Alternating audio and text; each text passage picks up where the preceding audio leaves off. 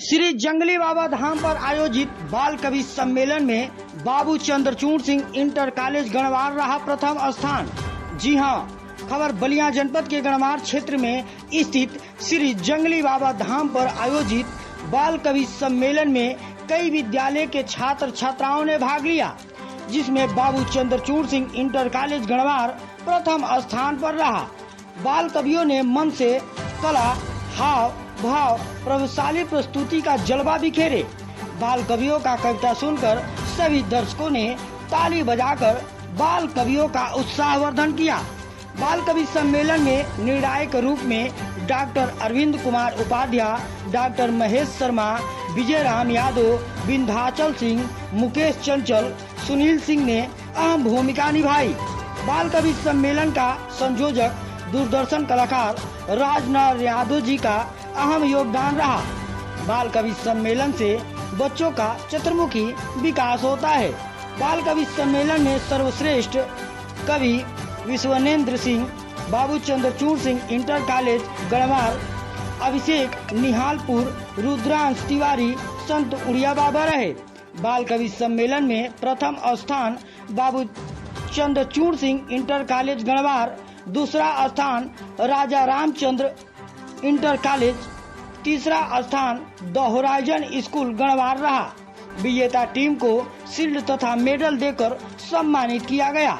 वहीं जब इस संबंध में बाबू चंद्रचूड़ सिंह इंटर कॉलेज गणवार के प्रधानाचार्य मधुसूदन यादव से बात किया गया तो उन्होंने बताया कि हमारे विद्यालय के बच्चों को हर एक क्षेत्र में आगे हैं।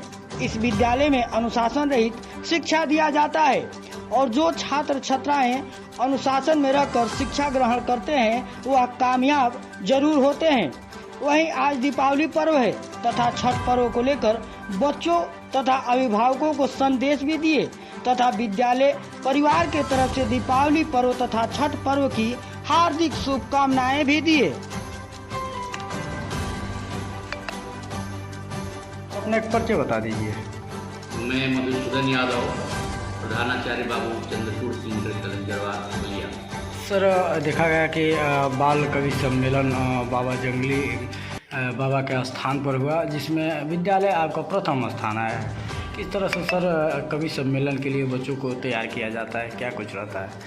देखिए, हमारे बच्चे प्रतिभावान पहले से ही हैं और हम प्रतिदिन जो हमारा असेंबली टाइम है 45 मिनट का है और मैं खुद से सब बच्चों को प्रयास करता हूं कि बच्चे मंच पर बोले, माइक पकड़ें, उनके अंदर की जो डर है वो दूर हों, ताकि केवल बाल कवि सम्मेलन के लिए नहीं बल्कि दुनिया में किसी भी प्रतियोगी परीक्षा और उसके जो वाइवा है उसके लिए बच्चे हमारे तैयार हो सकें।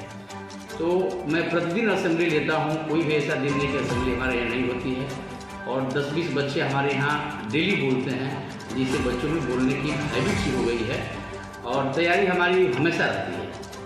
तो क्या सर आज दीपावली का पर्व है और आगामी छठ पर्व आने वाला है। यूपी बिहार इस पर्व को बड़े ही धूमधाम से मनाता है। क्या बच्चों के लिए, अभिभावकों के लिए क्या संदेश रहेगा सर? देखिए, जहाँ दीपावली का त्यौहार की बात है तो ये तो पूरा हिंदुस्तान हर्षोल्लास के साथ मनाता है।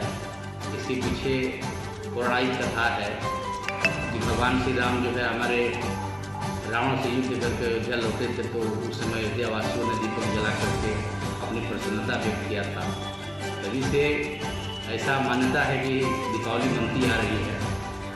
और जहाँ तक दीपावली की बात है तो मैं लोगों को यही संदेश देना चाहूँगा कि भाई आपसी प्रेम व्यवहार, भाईचारा लोग बना करके रहें। दीपावली का जो त्यौहार है उसमें मिठाइयाँ एक दूसरे को बांटें, आपसी बैर भाव भुलाएं और एक दूसरे का सहयोग करें, एक दूसरे का साथ दें, अपने आसपास की साफ सफाई पर विशेष ध्यान दें।